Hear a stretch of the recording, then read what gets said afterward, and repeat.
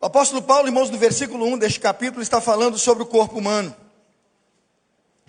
O apóstolo Paulo fala da impossibilidade do homem adorar a Deus sem trazer dentro dele, consigo mesmo, o seu corpo.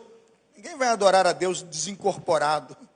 Imagine se alguém desincorporado entrasse aqui hoje para adorar a Deus, eu acho que o irmão sairia correndo, né? Ainda mais se ele se apresentasse. Paulo está dizendo que o homem, na verdade, tem duas grandezas. Uma imaterial, né, que é sua alma, mas uma material, que é o seu corpo, a matéria pelo qual o homem é formado. Quando Paulo sai do corpo e diz que o corpo precisa adorar a Deus com o intelecto, ele diz que apresenteis os vossos corpos em sacrifício vivo, santo e agradável a Deus, que é o vosso culto o quê? Racional. Paulo está dizendo, traga o seu corpo, mas traga o seu corpo para adorar com razão. Traga o seu corpo com intelecto. Paulo está falando de um homem pensante, de um homem completo. Paulo sabe o que o homem é. Depois de falar do corpo e do seu intelecto, Paulo começa a falar agora da alma do homem. E ele começa a pensar na alma do homem como sendo algo imaterial, e ele vai ilustrar a alma do homem como imaterial e ao mesmo tempo viva. Ele vai dizer que o homem tem o que nós chamamos no mundo grego de uma psique. Isso já está no Antigo Testamento sendo trabalhado há muito tempo, e na verdade não é a ideia do mundo grego somente não. O mundo do Antigo Testamento e os hebreus pensavam num homem com sentimentos, num homem com desejos, num homem que quando passa a existir com vontade, com desejos, né, com rejeições e com escolhas, este homem ele é pleno e total e precisa existir como pleno e total diante de Deus. No texto da criação, Gênesis 2:7, nós encontramos uma palavra chamada do hebraico nefesh, que vai nos mostrar que o homem, na verdade, além do corpo, ele é, sim, em grande parte, um homem imaterial. Gênesis capítulo 2, eu creio que temos os slides aí, pode colocar já o segundo slide. Nós temos no segundo slide a palavra nefesh. Quando Deus vai criar o homem, está em Gênesis 2, versículo 7, ele vai usar a expressão nefesh para colocá-la depois em que o homem recebe sua grandeza material e imaterial. Veja como está no texto aí, em Gênesis 2:7. E formou o Senhor Deus o homem do pó da terra. Primeira característica do homem é o pó da terra, não é barro. É a primeira característica do homem, o pó da terra.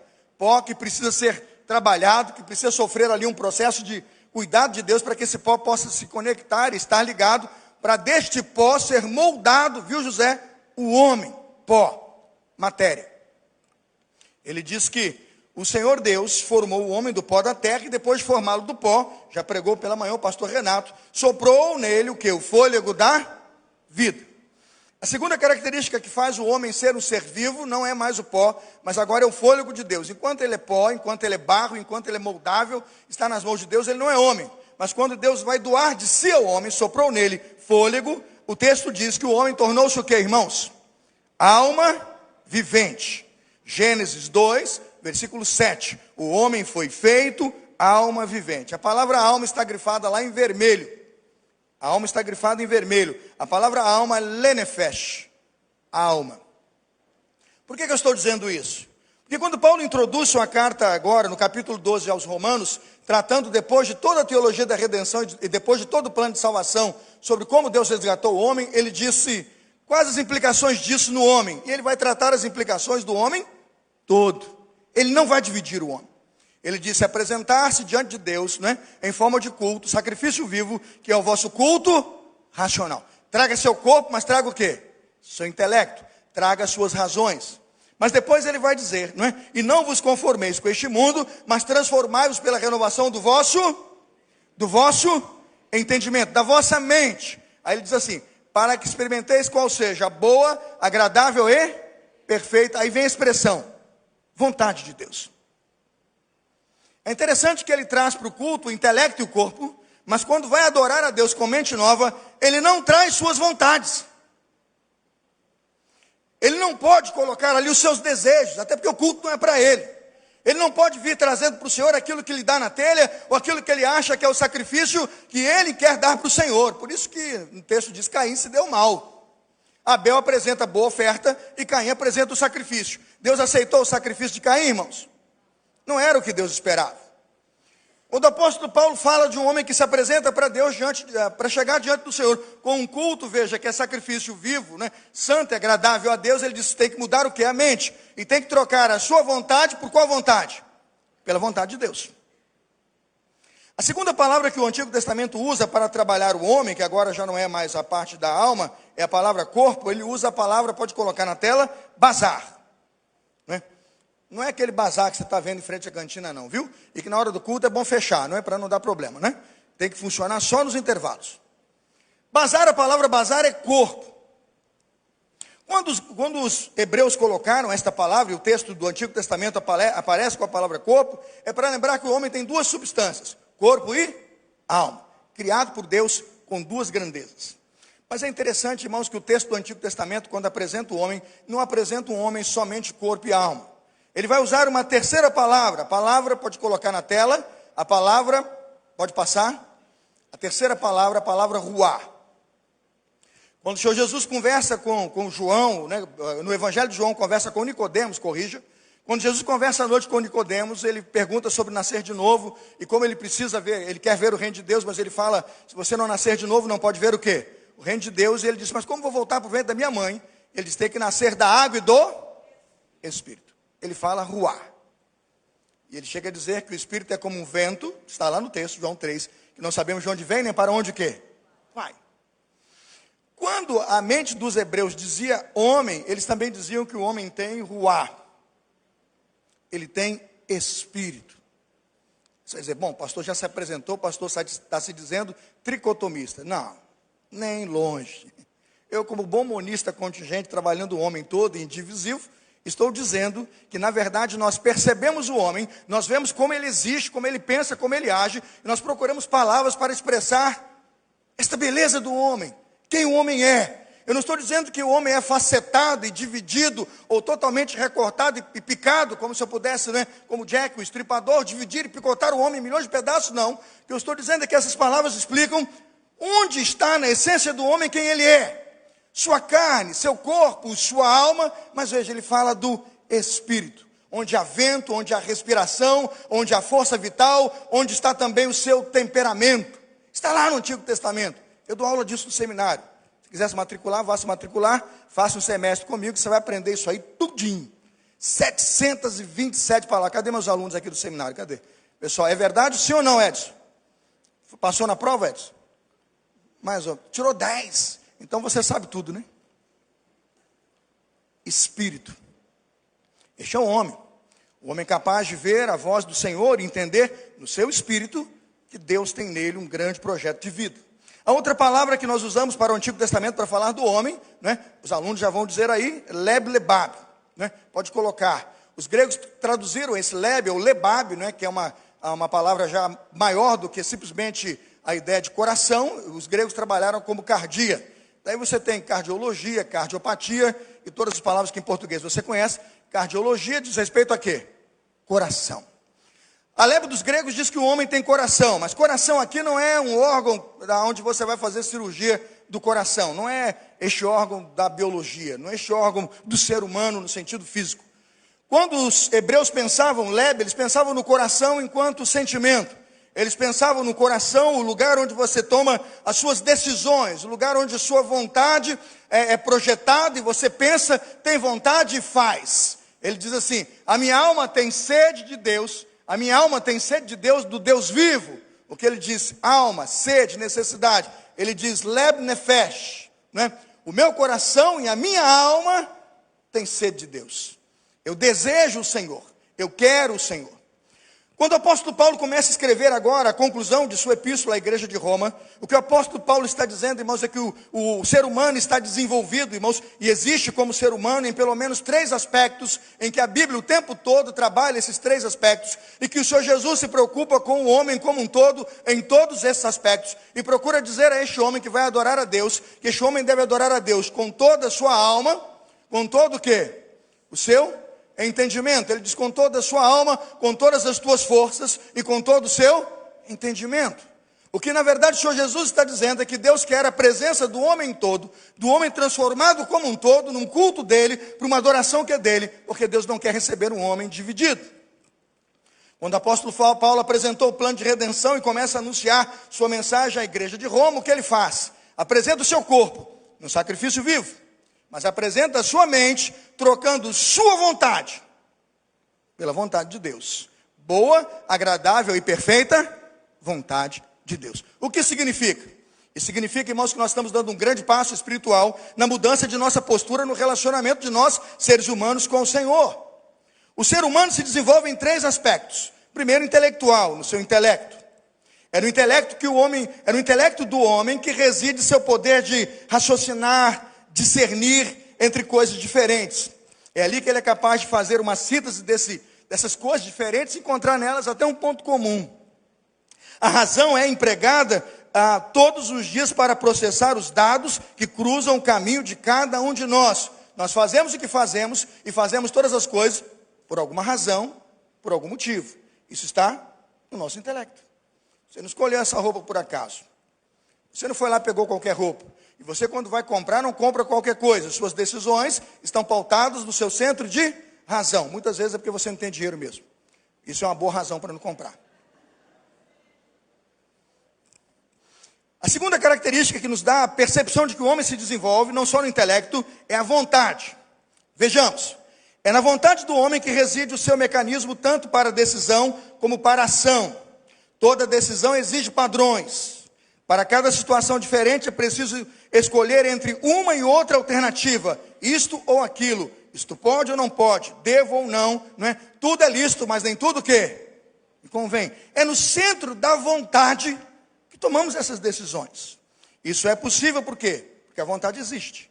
O intelecto oferece o normativo, está na última linha lá. O intelecto oferece o normativo, mas é na vontade o quê? O deliberativo. Você pensa, conhece e sabe. Faz ou não. Ser ou não ser. To be or not to be. Mas está lá. Vontade. Fazer ou não fazer. Você vai ter que decidir. Eu vou ou não? Eu saio ou fico? Quando o intelecto tem a lei, é a vontade que define como você vai tomar a decisão e delibera em cima das leis que você julga e estabelece no seu intelecto. Por fim, o homem tem uma outra característica que chamamos de sentimento. Por isso eu usei o mundo dos hebreus para mostrar que não é novidade dos gregos pensar um homem com corpo, alma, pensar num homem que tem psique, que tem espírito, um homem que tem desejo, coração e sentimento. Ele sente falta, ele sente ausência e diz: a minha alma deseja o Senhor. Isso é o coração do homem gritando por Deus. Onde está isso? Sentimento. O homem é sentimento pelo fato de possuir um senso de valores e responsabilidades. Por isso ele é sentimento. O intelecto oferece os dados normativos, a vontade exerce seu poder deliberativo. Mas é nas emoções que se tem a reação imediata à experiência. É a percepção exata dos sentidos. É nesse aspecto que o homem pode se tornar vulnerável, podendo tomar decisões o quê? Inadequadas. Os sentimentos não devem ser a primeira instância para as decisões de quem? Do homem. O camarada está num culto aí bem montado, com luz apagada, fumaça e tal, música no fundo, está tudo bonitinho, e está lá o pastor pregando, e vai, nessas igrejas capitalistas isso rola de montão. Tem que apagar a luz, rolar uma fumaça, uma musiquinha, meio que o inconsciente, meio perturbado, o indivíduo fica com o intelecto balançado, aí o cara fala: se vai servir, dá teu carro, e não sei o que, dá tua casa e tal. Daqui a pouco o cara está tirando relógio, tudo, e vai e entrega tudo lá. Porque o negócio é o quê? Emoção pura. Aí quando chega na porta da igreja: meu bem, como é que nós vamos embora? Doamos o carro para a igreja. E às vezes tem gente que acredita que deu por reino de Deus. Porque um dos seus aspectos parou de funcionar. Em algum momento que você deveria usar o seu intelecto e ver as leis, ver a lógica e ver o princípio pelo qual você se relaciona com Deus, quando você interrompeu isso, lá, você meteu os pés pelas mãos. Quando o indivíduo diz assim: de repente eu fui e falei. Falou o que não devia, porque sentiu o quê? Sentiu raiva, sentiu ódio. Ou se sentiu ofendido, comigo me sentiu ofendido, bateu o quê? Levou. Se esse fosse um estilo de vida, o mundo seria destruído, irmãos, em uma semana. Se esses princípios fossem a lógica para que você fosse um homem de verdade, nós nos mataríamos em menos de 7 dias. O mundo que Deus criou em 7 dias seria destruído em 7 dias pelo próprio ser humano. Mas eu dou graças a Deus.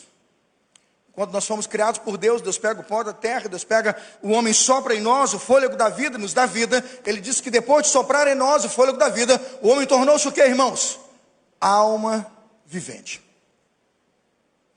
E aqui, irmãos, eu quero tentar entrar com os irmãos e entender o que isso significa nas ações de um cristão na igreja, como esta compreensão de que um servo de Deus precisa ser transformado pela vida de Deus e pela vontade de Deus, vão sim influenciar a nossa vida, a nossa relação no culto, a nossa vida na igreja, a maneira com que participamos das ofertas de nosso culto, a maneira com que nos doamos para o serviço do Senhor, porque como nós pensamos o Senhor, como nós cremos o Deus que nos criou e como nós nos relacionamos com Ele, irmãos, vai interferir exatamente na nossa cadeia de decisões, da maneira como pensamos a fé, vivemos o cristianismo e até tratamos o nosso irmão, a nossa esposa e os nossos filhos. A primeira recomendação do apóstolo Paulo ao tratar de uma igreja que precisa melhorar os seus sentimentos e melhorar a sua pessoa diante da pessoa de Deus, a se tornar uma humanidade melhorada, restaurada e, eu diria, trabalhada pela redenção, não mais pelo pecado, criada e trabalhada e resgatada pela vontade de Deus, não mais pela miséria humana. O apóstolo Paulo diz que isso tem um lugar, isso tem um caminho, isso tem um percurso a ser trilhado. E a primeira recomendação de Paulo é, número 1, cuidado com a maneira pela qual você se relaciona com o mundo.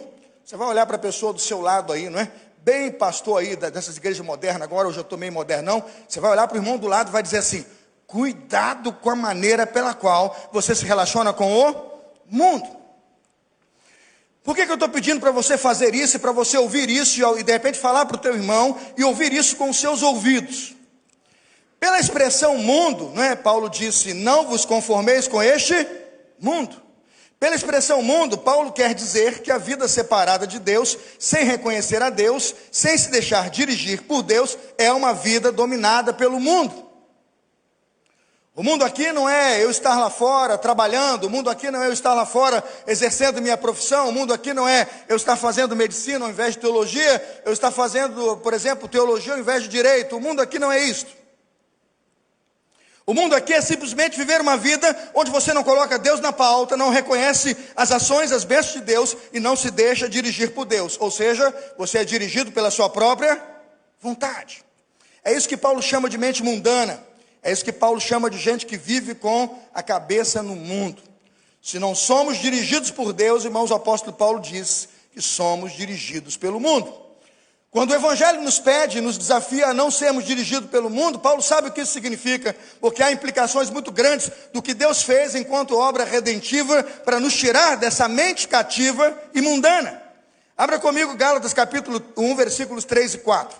Gálatas 1, 3 e 4. Eu não sei se a equipe consegue me acompanhar aí com a mesma velocidade que eu falo, se conseguir me ajudará. Gálatas capítulo 1, versos 3 e 4, o apóstolo Paulo diz assim, graça e paz, diz o texto, graça e paz da parte de Deus e do nosso Senhor Jesus Cristo, o qual se deu a si mesmo por nossos pecados, para nos livrar. Veja, porque Jesus morreu por nós e o plano redentor de Deus nos alcança. Há um propósito nisto. Há uma ação de Deus dirigida aos homens. Ele disse, para nos livrar do que, irmãos? Do presente século mal, segundo a vontade de Deus, nosso quê? Nosso Pai. O objetivo de Jesus, da redenção de Deus em nós e do plano de salvação de Deus aos homens, irmãos, é nos livrar dessa mente mundana, é nos livrar dessa vontade humana, é nos livrar dessa mente má, ou seja, desse presente século mal. É isso que Paulo chama de mundo. Interessante que Paulo diz que isso tem um poder tão grande, irmãos, que o espírito deste mundo, o espírito deste século, consegue cegar gerações e afastá-las de Deus. 2 Coríntios capítulo 4, versos 3 e 4, veja o que Paulo diz à igreja de Corinto. Mas se o nosso evangelho está encoberto para os que estão perecendo, é que está encoberto. O Deus desta era, disse Paulo, o Deus deste século cegou o entendimento dos descrentes para que não vejam a luz do evangelho da glória de Cristo, que é o que, irmãos? A imagem de Deus. Há uma ação do inferno. Um trabalho deste príncipe deste tempo. Há um trabalho classicamente narrado na Escritura por aquele que nós chamamos de diabo, para colocar a nossa mente fora do Evangelho. E ele faz tudo para que nosso intelecto, irmãos, seja cegado por esse conhecimento mundano, por essa vida mundana que nos afasta de Deus. É isto que Paulo chama de conformar-se com o mundo. Conformar-se com o mundo, repito, é viver separado de Deus, é ser controlado pelo diabo, é deixar-se dominar pelo Deus deste século. Paulo disse que quando um homem está vivendo desta forma, ele está absolutamente afastado de Deus, ainda que esteja no templo, ainda que siga uma religião, ainda que curta inúmeros sermões de pastores, se ele tem esta mente, se vive com esta cabeça, ele é um homem conformado com o mundo, ele ainda é mundano, ele não serve a Deus. Quem diz isso? O apóstolo Paulo, em Efésios 2:2, ele diz, Efésios 2:2, seguiam o presente ordem do mundo, o príncipe do poder do ar, o espírito que agora está atuando nos filhos da desobediência. Quem é a geração mundana? Quem é a geração que se conforma com o mundo? Os que seguem, veja o texto, a presente ordem deste mundo, que seguem o príncipe do poder do ar, o espírito que está atuando nos que vivem na desobediência. E você diz, quem são? Todos aqueles que seguem a sua vontade, mas não a vontade de Deus. Paulo disse que nós estamos conformados com o mundo quando? Muitos pensam que não são mundanos. E tem muita gente que pensa que não é mundana porque não faz isso ou aquilo. Tem gente que diz que não é mundano porque não come isso, não bebe aquilo. Tem gente que diz que não é mundano porque não vai ali ou não vai lá. Na verdade, não sabe a diferença de ser mundano para legalista. O legalismo aprisiona, ele não se liberta do mundo, mas ele acha que está livre do mundo. O legalismo dele o coloca numa condição de que ele acha que ele é melhor do que o indivíduo que está lá fora, porque ele deixou de fazer certas coisas. Isso é legalismo. Isso não é cristianismo. O mundanismo, meus irmãos, é na verdade uma questão de pensamento, e é uma questão ligada diretamente à mente, e como nós nos relacionamos com a vontade de Deus. Este é o grande ponto e a grande mudança do apóstolo Paulo na pregação da mensagem do Evangelho. Inúmeras igrejas hoje pregam e bradam e dizem assim, não vos conformeis com este mundo. Mas, no entanto, dos seus púlpitos e de sua teologia, eles são conformados com o mundo. O seu saber teológico é mundano, sua doutrina que regula a igreja é mundana, seu pensamento é secular e mundano. Que é isso, pastor? Isso não existe. Eu vou te provar. Eu não sei se você se lembra de um homem chamado Nicolau Copérnico. Nicolau Copérnico é um homem polonês que defendeu a teoria do heliocentrismo. Eu não vou discutir aqui se a Terra é plana ou não, por favor, me tira desse debate, né? Mas eu vou discutir historicamente os dados que nos dão pela ciência de que houveram homens que estudaram isso. E Nicolau Copérnico, em 1473 a 1543, vai, como bom polonês que era, definir a teoria do heliocentrismo. Aí vai surgir lá o grande católico italiano, Galileu de Vicenzo Galilei. Galileu de Vicenzo Galilei, 1564 a 1642, pega toda aquela ciência de Copérnico. Copérnico vai falecer em 543, Galileu nasce em 64, ele capta aquelas ideias e as toma para si. Quem é Galileu Galilei? Ele é o pai da ciência moderna. Galileu Galilei é o pai do método científico. Se tem ciência hoje, Galileu Galilei. Camarada chegou a escrever sua tese, acompanhou as teses de Copérnico e defendeu lá então que na verdade agora não há mais o chamado geocentrismo, mas o que existe é o heliocentrismo. O Sol está parado e tudo gira em torno do quê? Do Sol. Ele defende tudo aquilo, escreve tudo aquilo, quando para sua infelicidade, 1633, a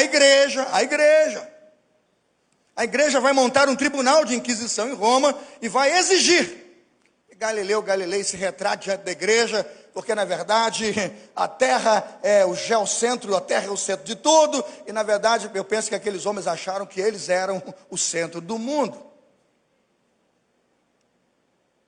Galileu, você se conserta ou se conserta. Galileu, você se acerta ou se acerta, porque as teses da igreja são infalíveis. Da igreja. Galileu olhou, pensou direitinho, percebeu que a cabeça dele era uma cabeça boa para muitos anos, tinha muita ciência para fazer. Ele disse, assinar eu assino. Assinou lá a sua retratação. Mas entre os dentes ele disse o quê? Epur se move. E o pessoal, o quê? Ele disse, mas que se move.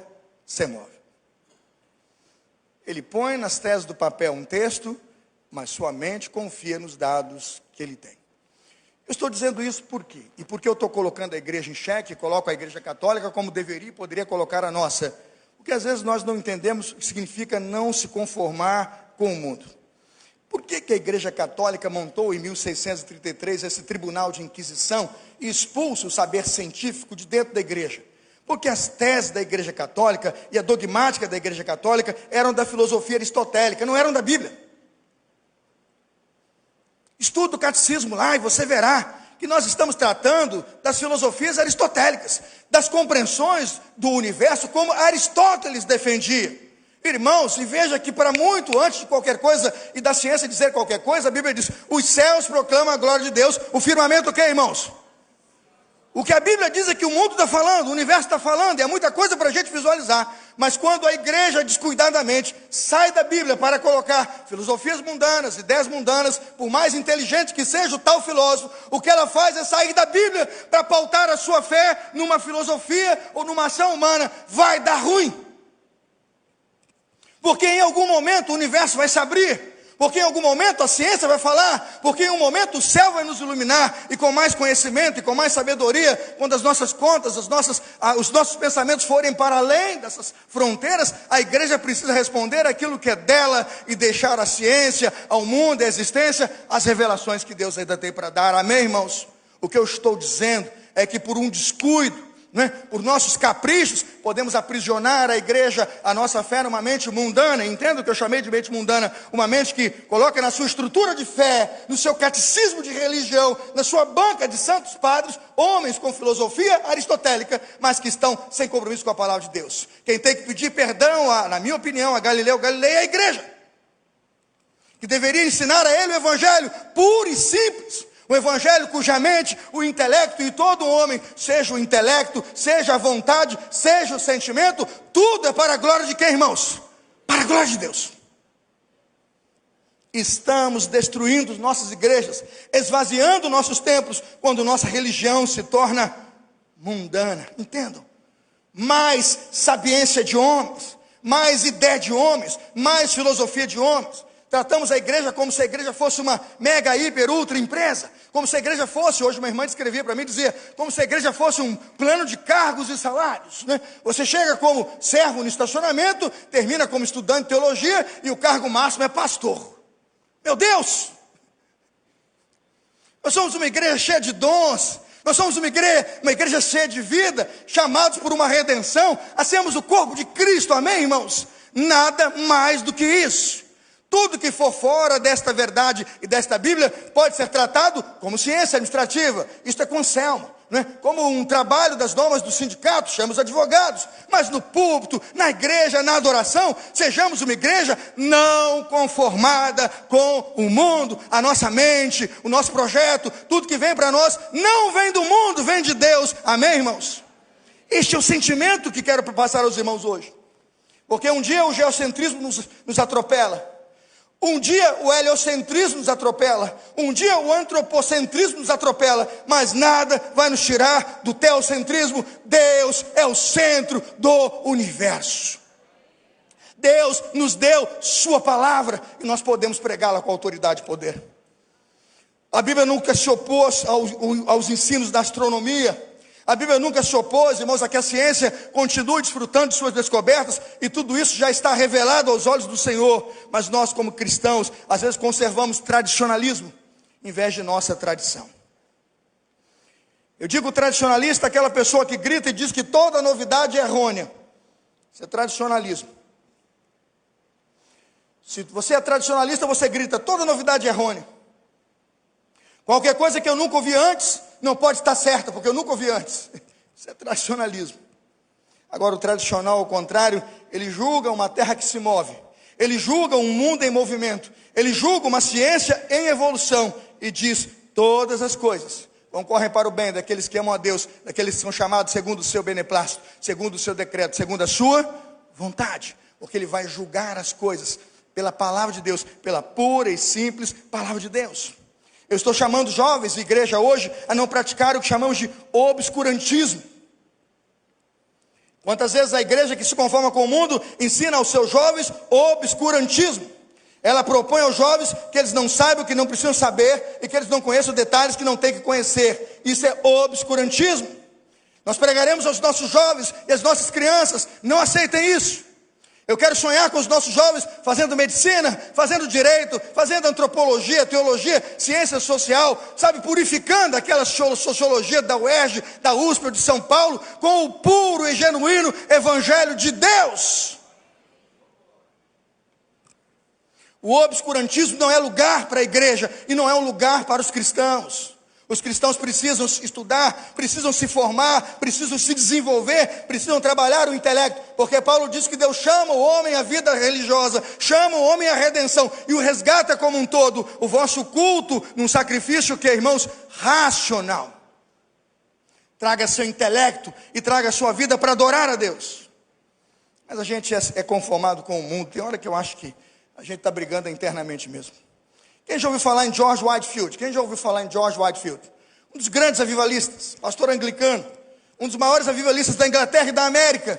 Esse homem vai para Nova América lá, plantar o evangelho nas colônias, então agora da Inglaterra, na América. E quando começa a pregar o evangelho, ele vê que no templo, onde ele está pregando, vem poucas pessoas. As pessoas não vêm para ouvir o evangelho. O que George Whitefield faz? Ele pega, irmãos, uma caixa de tomate, é uma ilustração. Ele pega um banquinho, alguma coisa que seja, o que nós hoje chamamos, sabe, Edson, de, como chama, palco, né? Palco. Ele botava aquele banquinho, aquele tablado, uma caixa de tomate, abria a Bíblia e pregava o evangelho. Com autoridade, com ousadia, com poder. As multidões na rua, José, passavam para ouvi-lo. E ele fazia o apelo, o Espírito Santo passava tombando gente ali mesmo. Caindo da sua altivez, da sua soberba, descendo do seu pecado e dizendo: eu sou pecador, eu preciso de Jesus. Avivamento. Aí vem o Dr. John Wesley, Whitefield, 1714, 1770. Aí Dr. John Wesley, também da Inglaterra. Dr. John Wesley pregou no seu púlpito no templo: não se pode pregar o evangelho fora de um edifício consagrado. Bateu no doutor e pastor George Whitefield e disse: pregar num banquinho é humilhar o evangelho, é colocar o evangelho num lugar ridículo, numa posição que nunca deveria estar. E milhões de pessoas acompanharam a cabeça, então, naquele momento, do ensandecido, não iluminado John Wesley. É arminiano, sabe? Tinha que ser. Não fosse a briga dos dois, o evangelho teria prosperado muito mais. Mas em algum momento, John Wesley estudou as teses. E sabe o que ele viu? Ele viu Jesus, sabe, Lúcia, pregando num barquinho. Ele viu Jesus no alto de uma grande montanha, José, dizendo: felizes os que choram, porque serão o quê? Consolados. Ele viu Jesus num deserto sentado, alimentando multidões. E ele disse: podemos pregar de Jesus fora do templo santificado, porque o mundo precisa ouvir do Cristo crucificado. O que eu estou dizendo é que, por um descuido nosso, por um zelo de tradição ou tradicionalismo, se analisar a Bíblia pura e simples, irmãos, chamamos banquinhos, que são banquinhos de profetas, de lugares imundos, porque somos uma igreja conformada com o mundo. Jogamos nossos costumes, trazemos nossas vontades, jogamos do púlpito um pouco da nossa imundície, e essa imundície vira um santo grau de doutrinas, que a gente sei lá o que é que a gente inventa, um catecismo de homens, e quando vê, a gente está seguindo mais o que a gente pensa, do que o que Deus quer que a gente faça. A nossa missão precisa estar absolutamente conformada, e somente conformada com a luz do santo evangelho do nosso Senhor e Salvador Jesus Cristo. Quando nós purificarmos a nossa interpretação da Bíblia, irmãos, retirando essas filosofias de homens, essas ideias culturais e que estão amarradas, que tem mais a ver com tradicionalismo do que com tradição, porque eu sou tradicional, eu sou conservador, mas eu julgo o mundo em movimento pela santa, pura e simples palavra de Deus. Ninguém tem o direito, irmãos, ninguém tem o direito de dizer a um homem que ele não pode pregar o evangelho de uma forma pela qual eu não aceito, se aquele evangelho é o puro evangelho e Deus o aceita como pregador do evangelho. Esta será uma igreja conformada com o mundo. Cuidado com o legalismo, cuidado com o tradicionalismo, cuidado com o mundanismo, pois isso fará da sua igreja uma igreja conformada com o mundo. Veja como pode um cristão dar lugar a um evangelho pobre, como muitos cristãos já deram, um evangelho tão reduzido e sem impacto na sua cultura, no seu tempo. Eu quero falar do povo Amish, A-M-I-S-H, Amish. Essa colônia de Amish está hoje residindo forte na Pensilvânia. Os Amish são uma subdivisão do movimento menonita. Quem conhece os menonitas aqui, diga eu. Tem gente que conhece o movimento menonita. É um movimento que vem da então pregação de Menno Simons, o grande reformador holandês, um homem de Deus. Esse reformador prega a Bíblia com autoridade, mas ele expõe e propõe à igreja não se conformar com este mundo. O que a igreja faz? O que aquelas pessoas fazem? Olha como elas vão interpretar o evangelho. Eles decidem não se conformar com o mundo. Eles dizem que tudo na sociedade moderna, tudo no mundo moderno é mundanismo. Não é isso que a Bíblia diz. Eles vivem sem eletricidade na Pensilvânia, 2022. Sem cortina, sem fotografia. Gente, sem selfie. Dá para viver sem selfie?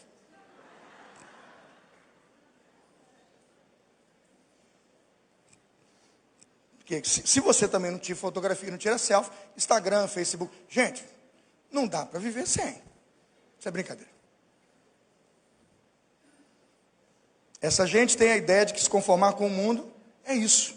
Eles usam roupas ultrapassadas e antigas, não tem televisão, não tem telefone, não tem trator para plantação. E quem tem carro só pode ter carro autorizado para ter carro se ele mora longe da comunidade onde se reúne. Ele tem que vir de carro sem roda pneumática. Sabe o que é isso? Tem que botar roda dura, de charrete no carro, porque não pode ter borracha no carro. Misericórdia! A Bíblia diz isso, irmãos. Se nós somos a geração deste tempo, e a geração que quer servir este tempo, que Deus nos ajude a entender o que Paulo disse. Vamos dizer o que Paulo nos pediu, irmãos. Não vos conformeis. Viva a vida de Deus. Seu intelecto, sua vontade, seus sentimentos, controlados por quem? Pela vontade de Deus. A Bíblia, pura e simples. Não deixe ninguém definir a marca do pneu que você compra. O tamanho da blusa que você usa, se você vai usar com a manga aqui ou cobrindo os dedos, em nome de Jesus, irmãos. Seja templo do Espírito Santo. Seja um sacerdote de si mesmo. Em nome de Jesus. Olhemos para o Evangelho, preguemos o Evangelho, vivemos o Evangelho que é puro e simples. Para terminar essa mensagem, eu sei que o tempo foi embora, mas me dê mais uns minutinhos. Em nome de Jesus, tenham misericórdia de mim e do sermão. Tenham misericórdia do pastor, não me deixem terminar aqui. A segunda prerrogativa que o apóstolo Paulo disse é não se conformar com o mundo. Eu botei motivos pelos quais você pode se conformar e o risco de se conformar, citei, por exemplo, a Inquisição. Mas quero citar o que Deus pede de nós, e aqui vou terminar o sermão. Eu termino aqui, é neste ponto. Transformem-se pela renovação da sua mente. Vamos dizer para nós mesmos? Transforme-se pela renovação. Parece simples, mas não é. Parece fácil, mas não é. Nossa mente e nossos pensamentos nos dirigem nossas ações. São os nossos pensamentos que orientam todas as nossas tomadas de decisão. Está no seu boletim, está na capa, não precisa anotar não. Está escrito na pastoral. Aliás, o sermão está quase todo na capa do boletim. Não sei porque você está anotando tanto aí. E se você quiser os slides, o Rodrigo manda daqui a pouquinho no seu celular. Pode pegar tudo, irmãos. Aqui não tem negócio de pulo do gato, não é nem negócio de gato. Pode pegar o que você quiser. É tudo para servir a igreja. Isso nunca vai ser vendido, isso vai ser doado. E quem quiser ouvir pregar na igreja, pode pregar. Isso é para servir a igreja. É para servir a igreja. Transforme-se pela renovação da sua mente. A mudança na vida de todo cristão começa pela mudança do seu entendimento. Mudança de mentalidade. A frase que eu mais ouço na internet. Coloca a primeira frase. Tem uma frase. Vamos lá? Nada muda. Mais alto. Nada muda. Quem crê nisso, levanta a mão. Quem crê mesmo? Quem crê? Eu creio isso aí, ó. Você quer mudar, mas não muda. Está fazendo as mesmas ações, praticando as mesmas coisas. Vai ter os mesmos o quê? Os mesmos resultados. Eu não vejo fechar outra conta, meu irmão. Você planta lá uma coisinha de milho, quer colher lá um milharal. Vai colher um pé de milho, não é, Edson? O cara não planta uma fazenda de milho, quer colher milharal. Plantou um grão. As mesmas ações, os mesmos resultados. Paulo está dizendo que nós estamos colhendo, irmãos, o pecado, porque o salário do pecado é o quê, irmãos? A morte. Você está comendo o que você planta, Paulo está dizendo. Você tem uma obra de redenção que Deus fez, mas você está jogando fora. Paulo está dizendo o seguinte: leia Romanos 1 e aprenda que o mundo está em queda livre, que o mundo está no pecado. Leia Romanos 2 e perceba que a lei, irmãos, está lá para mostrar que estamos condenados. Romanos 3, 23, ele diz lá: todos os pecados instituídos estão o quê? Da glória de Deus. Paulo diz, leia Romanos capítulo 4 e entenda que nós somos justificados pela fé. Entenda que nós alcançamos isso não por mérito nosso, mas isso nos é imputado pela justiça de Deus. Romanos 5, Paulo vai dizer, reconciliados, pois, pela fé, temos paz com quem? Com Deus. Paulo está dizendo então que essa reconciliação é uma obra única e exclusiva de Deus. Ele diz, aceita isso, meu filho, em nome de Jesus. Em Romanos 6, 23, ele vai dizer que é um problema. Romanos 6, 23, o salário do pecado é a morte, mas há uma bênção. O dom gratuito de Deus é o quê? Vida eterna. Aí ele vai dizer, Romanos 7, mas tenha cuidado, porque é um mal. É o que você quer fazer, não quer fazer, está dentro e você toma decisões erradas. Mas ele disse, isso não te deve dominar. Aí Romanos 8, ele disse, nenhuma condenação há para os que estão em Cristo Jesus. Amém, irmãos? O que ele está dizendo é, vai compreendendo. Ele vai perguntando, está ligado? Ele vai perguntando, está comigo? Ele diz, portanto, pois.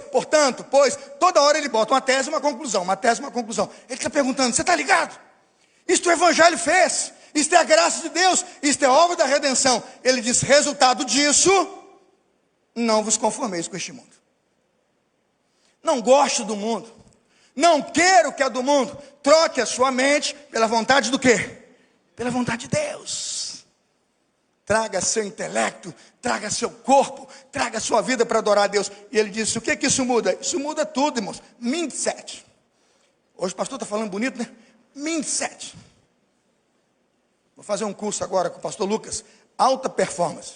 Aí está lá que eu vou ter que aprender o mindset. Tudo em inglês. Estou lá suando para traduzir aquilo lá. Mindset. O que é isso? Quem é que sabe? Mindset. Texto simples, né? Muito se fala.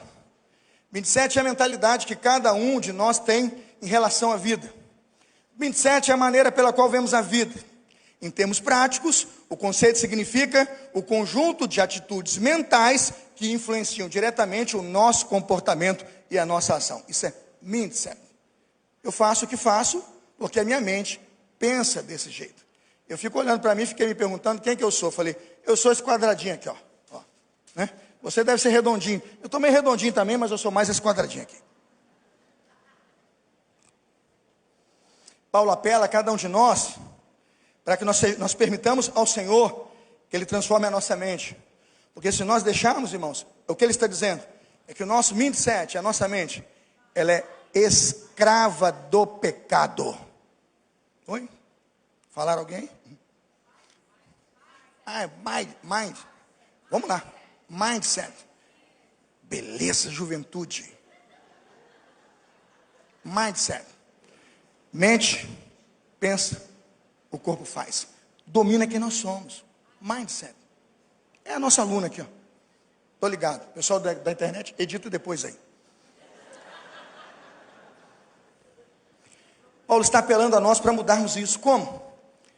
Só a mente de Deus pode mudar quem nós somos. De modo que, tendo diferentes dons, segundo a graça que nos é dada. Se a nossa mente algum dia pode pensar diferente, irmãos, esse nosso mindset precisa ser recebido como dádiva de Deus. Nós precisamos devolver a nossa mente pecaminosa para Deus dizer, Senhor, ela não serve. Ela foi pregada lá na cruz do Calvário. Eu quero a mente de Jesus Cristo. Amém, irmãos? Os nossos pensamentos são mudados pelo Espírito Santo de Deus. Mude a sua mente, mude o que, irmãos? Mude a sua vida. Para terminar, você pergunta, o que que isso muda, pastor? Se eu não me conformar com o mundo, eu mudar a minha mente, trocar a minha vontade pela vontade de Deus, se a minha mente começar a pensar diferente. Veja Romanos 12, 9, acompanhe, eu vou terminar. Romanos 12, 9. Quando abraçamos a regeneração de Deus, quando vivemos acolhendo a redenção de Deus, a obra da redenção pela qual Cristo nos resgatou, vivemos, Romanos 12, 9, veja aí, sem hipocrisia. Acompanhe com a sua Bíblia aberta. Vivemos sem dolo. Romanos 12, 9. Romanos 12, 10. Amamos, irmãos, com devoção. Você não precisa anotar não, que está no boletim. Depois você lê o boletim. Amamos com devoção. Romanos 12, 10. Amamos com humildade. Quisera eu poder ficar aqui a noite toda, eu ia lendo esses versículos com você, porque eu sei que você precisa ler isso. Paulo diz isso, Romanos 12, 10. Nós passamos a amar com humildade. Romanos 12, 11. A amar é viver com zelo, irmãos. Com zelo. Não é? Romanos 12, 12. com alegria e com absoluta perseverança e fé. Romanos 12, 13, nós passamos a amar com generosidade. Irmãos, mudou alguma coisa? Sim ou não? Mudou tudo, irmãos.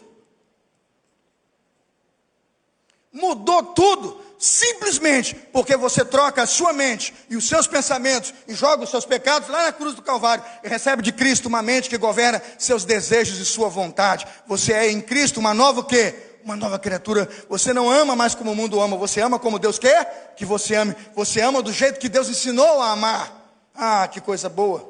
Quem ama exercitando nova mentalidade cristã e vivendo novamente cristã, vai viver o quê? Abençoando, Romanos 12, 14, abençoando aqueles que amaldiçoam.